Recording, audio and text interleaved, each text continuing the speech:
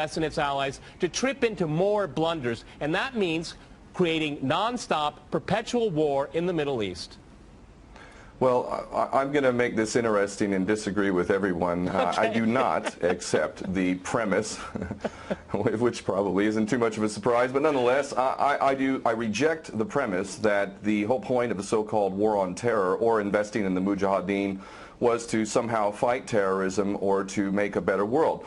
I would argue that if you really want to know what's happening with Middle Eastern policy, then you must read Oded Yanan's A Strategy for Israel in the 1980s. Now, in that document, which is pretty much being played out to a T right now and has been for many years, there were serious objectives for Israel. And Israel's main objectives were to expand and grow in line with the Greater Israel Project. And in order for it to do that, there would need to be an excuse to justify the expansion of Israel. And in order to do that, we would have to sow the seeds of sectarian hatred and violence in the region. The #1 target of this plan was Iraq. We've achieved that. That's not a failure. That's actually a success. Iraq is a failed state largely. It is an absolute basket case. Sectarian hatred is absolutely insane. We see the beheadings and all of this madness, and we think it's a disaster. No, it's not at all. In fact, it's all part of the plan to break up Iraq into 3 different states.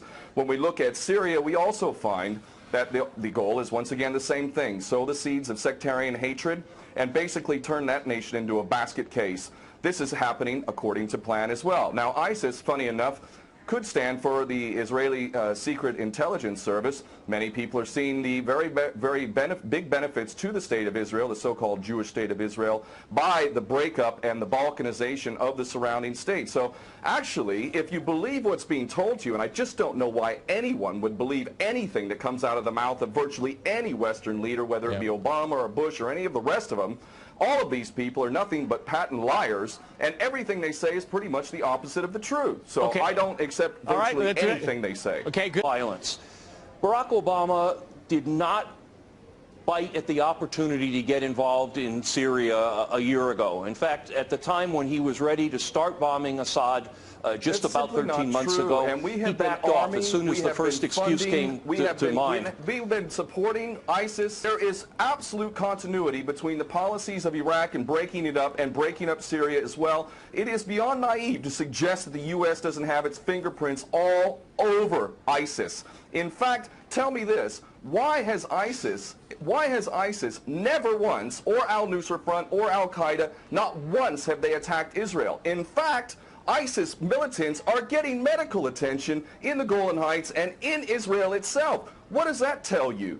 There is absolute continuity, but the actual policy, just like the Project for a New American Century laid out very clearly, that a, quote, new Pearl Harbor would be necessary to achieve this goal of full spectrum dominance. You could never tell the American people, or the world for that matter, we're going to fight wars of aggression where we're going to have to invade and occupy, we're going to have to spend hundreds of billions, if not trillions of dollars to achieve the goal of full spectrum dominance, which is to control, absolute control over air, land, sea, and space and cyberspace. The American people never would have bought it, so you can't tell them that. You have to tell them a bunch of lies. And we see this over and over again. What you have to do, Ken, if I can go... It would absolutely no question that there must always be a boogeyman. In fact, you're sitting in Russia now. For 50 years plus, we were fighting this Cold War that really was an absolute charade to begin with. There never really was a threat of a Soviet invasion. And for decades, we spent insane amounts of money developing nuclear weapons to the point of really completely, totally collective insanity. And here we sit today in a world that threatens a third world war with a policy that is clearly intended to totally destroy Syria. Let's see what happens.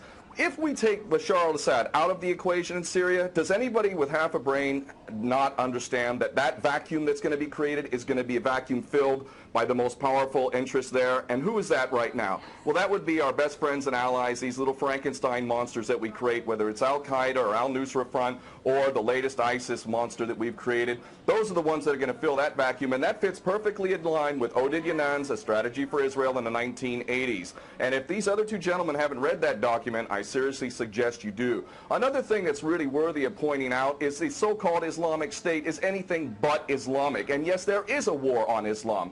Islam is very understood by many Muslims around the world to be absolutely 100% forbidden for you to forcibly convert somebody to Islam or kill them.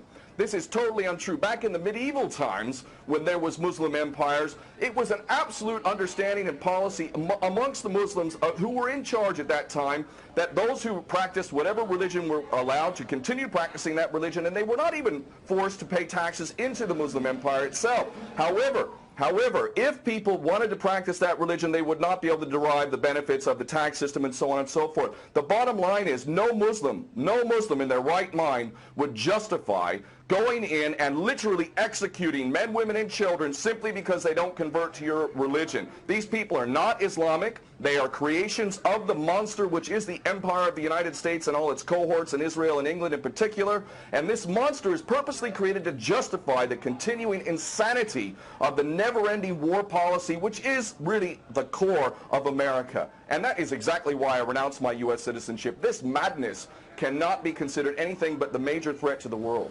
Okay, Peter, in New York, one of the things we've seen... There are very obvious solutions. One is to arrest the traitors in the U.S. Congress and White House who have sworn to uphold the U.S. Constitution, and somehow the American people have sat by while the President has afforded himself the power to execute anyone, anywhere, anytime, for any American citizen to be detained without any due process of law, no representation, incognito, and theoretically he could be condemned to death by a military tribunal in secret and executed. All of this operating under supposedly the United States Constitution. So all of these traitors need to be arrested first and foremost. When Netanyahu came to the Congress a couple years back, he received 29 standing ovations by these cowardly chicken hawk traitors. So the American patriots need to stand up and grab a pair and ultimately have some integrity and get rid of these traitors. Secondly, cut off all funding to Israel. Israel is a pariah state, a criminal state. It is committing active policies of genocide by the legal definition of the word according to Black's Law Dictionary.